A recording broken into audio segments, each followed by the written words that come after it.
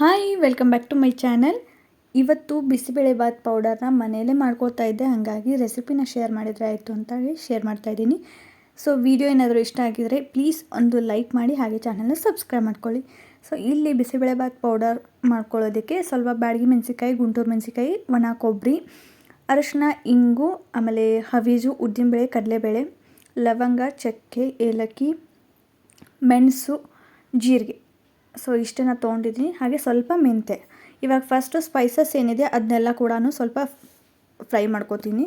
So fry ಅಂದರೆ ಸ್ವಲ್ಪ ಅದು ಬೆಚ್ಚಗಾಗಬೇಕು, ಕಲರ್ ಸ್ವಲ್ಪ ಚೇಂಜ್ ಆಗಬೇಕು, ಹಾಗಾಗಿ ಸ್ವಲ್ಪ ಫ್ರೈ ಮಾಡ್ಕೊಳ್ಳೋಣ.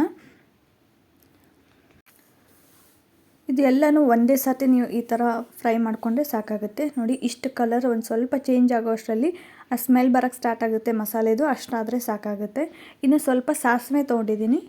ಸಾಸಿವೆ ಕೂಡ ಆಪ್ಷನಲ್ಲಿ, ನಿಮ್ಗೆ ಇಷ್ಟ ಇಲ್ಲ ಅಂದರೆ ಬಿಡ್ಬೋದು, ಇಲ್ಲಾಂದರೆ ಸ್ವಲ್ಪ ಹಾಕ್ಕೊಂಡ್ರೆ ನಡೆಯುತ್ತೆ.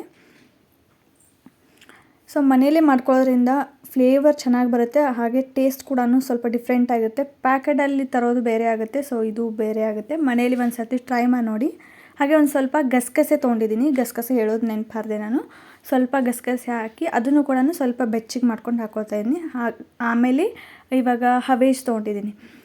ಹವೇಜ್ನೂ ಅಷ್ಟೇ ಸ್ವಲ್ಪ ಕಲರ್ ಚೇಂಜ್ ಆಗೋವರೆಗೂ ಫ್ರೈ ಮಾಡ್ಕೋಬೇಕು. ಇವಾಗ ಬೇಳೆಗಳನ್ನು ಹಾಕ್ಕೋತಾ ಇದ್ದೀನಿ. ಉದ್ದಿನಬೇಳೆ ಫಸ್ಟು ನಾನು ಇದು ಮಾಡ್ಕೋತಾ ಇದ್ದೀನಿ. ಎಲ್ಲ ಒಮ್ಮೆಗಲೇ ಹಾಕೋಬೇಡಿ, ಯಾಕಂದರೆ ಒಂದು ಬೇಳೆ ಸ್ವಲ್ಪ ಜಲ್ದಿ ಫ್ರೈ ಆಗುತ್ತೆ, ಕೆಲವೊಂದು ಜಲ್ದಿ ಆಗೋದಿಲ್ಲಲ್ಲ, ಹಾಗಾಗಿ ಸಪ್ರೇಟಾಗಿ ನಾನು ಮಾಡ್ಕೋತಾ ಇದ್ದೀನಿ.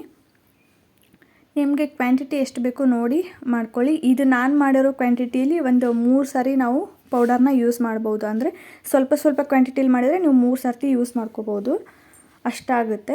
ಇನ್ನು ಒಣ ಕೊಬ್ಬರಿ, ಗುಂಟೂರು ಮೆಣಸಿಕಾಯಿ, ಬ್ಯಾಡಗಿ ಮೆಣಸಿಕಾಯಿ ಏನು ತೊಗೊಂಡಿದ್ದೆ ಅದನ್ನು ಕೂಡ ಹುರ್ಕೊಳ್ತಾ ಇದ್ದೀನಿ. ಸೊ ಮೆಣಸಿಕಾಯಿ ಇಟ್ಟಿರ್ತೀವಲ್ವ, ಮೆತ್ತಗಾಗುತ್ತೆ, ಹಾಗಾಗಿ ಒಂದು ಸ್ವಲ್ಪ ಕ್ರಿಸ್ಪಿ ಆಗಲಿ ಅಂತ ಹೇಳಿ ಫ್ರೈ ಮಾಡ್ಕೊಳ್ತಾ ಇದ್ದೀನಿ.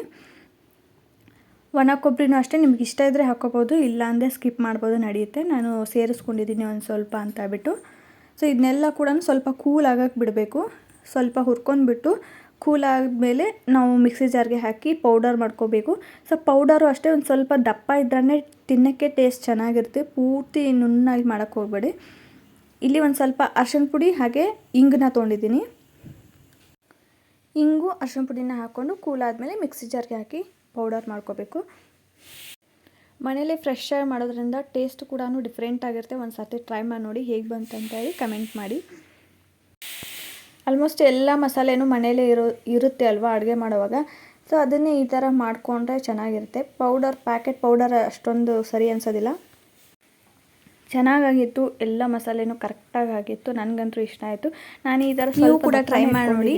ಸೊ ಹೇಗೆ ಬಂತೆ ಅಂತ ಕಮೆಂಟ್ ಮಾಡಿ. ಸೊ ಸಿಗ್ತೀನಿ ನೆಕ್ಸ್ಟ್ ವೀಡಿಯೋದಲ್ಲಿ. ಇದೇ ಥರ ವೀಡಿಯೋಗೋಸ್ಕರ ಪ್ಲೀಸ್ ಚಾನಲ್ನ ಸಬ್ಸ್ಕ್ರೈಬ್ ಮಾಡ್ಕೊಳ್ಳಿ, ಒಂದು ಲೈಕ್ ಬಟನ್ನ ಕ್ಲಿಕ್ ಮಾಡಿ. Thank you.